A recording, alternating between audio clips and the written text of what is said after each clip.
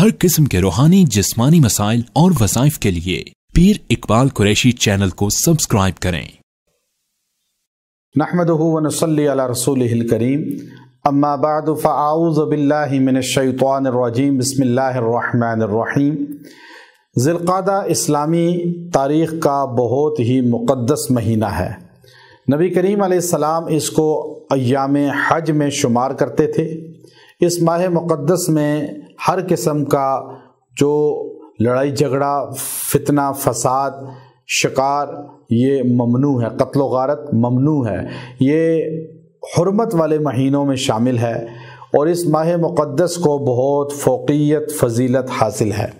اس ماہ مقدس کی آخری شب جمعہ، جو جمعہ کے دن سے پہلے رات آتی ہے، جمعرات کا دن گزر کے اسے شب جمعہ کہا جاتا ہے۔ ذی القعدہ کی آخری شب جمعہ جو الوداعی ہے، آخری ہے، اس کا بہت خاص عمل آپ کو دینا ہے۔ اگر آپ نے اس شب جمعہ میں یکسوئی کے ساتھ یہ عمل کر لیا، اللہ آپ کی پریشانی ہمیشہ کے لیے دور کر دے گا، رشتوں کی رکاوٹ کو 100% ختم کر دے گا۔ کسی کا رشتہ ہے نہیں ہو رہا، شادی نہیں ہو رہی، یا اولاد ہے نہیں ہو رہی، اولاد ہو چاہے وہ شادی کا معاملہ ہو، اللہ ان دونوں معاملات میں اس رات کی برکت سے آپ کے مسئلے کو حل فرما دیں گے۔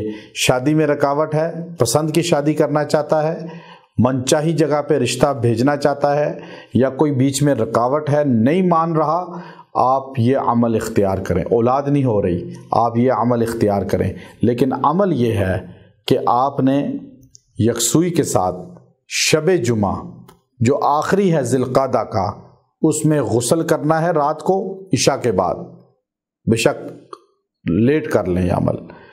شب جمعہ آخری ذی القعدہ کا غسل کریں، غسل کر کے آپ نے صاف شفاف کپڑے پہننے ہیں، اور اس پہ معمولی سا خوشبو اچھی سی لگا لیں کوئی بھی، اور بیٹھ جائیں، اور مصلی پہ بیٹھ کے آپ نے 7 مرتبہ سورہ مزمل کو پڑھنا ہے، اور پڑھ کے دعا کرنی ہے، اور رو کے اللہ سے یکسوئی سے دعا کرنی ہے۔